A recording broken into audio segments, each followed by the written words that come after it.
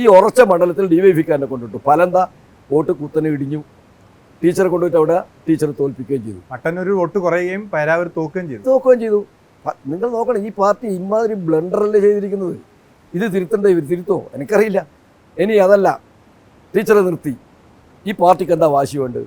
Teacher ജയിപ്പിക്കണം എന്നാണ് അല്ലേ? Teacher ജയിച്ചാൽ ആരാ നോക്കുക? KPC പ്രസിഡന്റാ നോക്കുക. അപ്പോൾ ഈ പാർട്ടിയുടെ കേന്ദ്രീകരണം മുഴുവൻ എവിടെയാണ് വേണ്ടത്? പേരാവൂരല്ലേ. ഉണ്ടായോ? തിരിഞ്ഞു നോക്കിയോ അങ്ങോട്ട് ആരെങ്കിലും? പേരാവൂർ ജയിപ്പിക്കാനുള്ള ഒരു ശ്രമം നടന്നില്ല. ഒരു തിരിഞ്ഞു നോക്കിയോ? MP ഗോവിന്ദമാർ സംസ്ഥാന സെക്രട്ടറി മുഴുവൻ കേന്ദ്രീകരിക്കുന്നില്ല തളിപ്പറമ്പിൽ. വീട് വിടാതെ കയറാനും മുഴുവൻ ആളെയും ഫോൺ ചെയ്തിട്ട് കാര്യങ്ങൾ പറയുകയും എല്ലാ കാര്യവും നോക്കുന്ന ആരാ ഗോവിന്ദമാർ. മറ്റു സംസ്ഥാന സെക്രട്ടേറിയറ്റ് മെമ്പർ, വേറൊരു സംസ്ഥാന കമ്മിറ്റി മെമ്പർ, ഇവരെല്ലാം കേന്ദ്രീകരിക്കുന്നു തളിപ്പറമ്പിൽ. എവിടെ? തളിപ്പറമ്പിൽ. ഞാൻ അവരോട് ചോദിച്ചിട്ടുണ്ട്, എന്തിനാണിത്?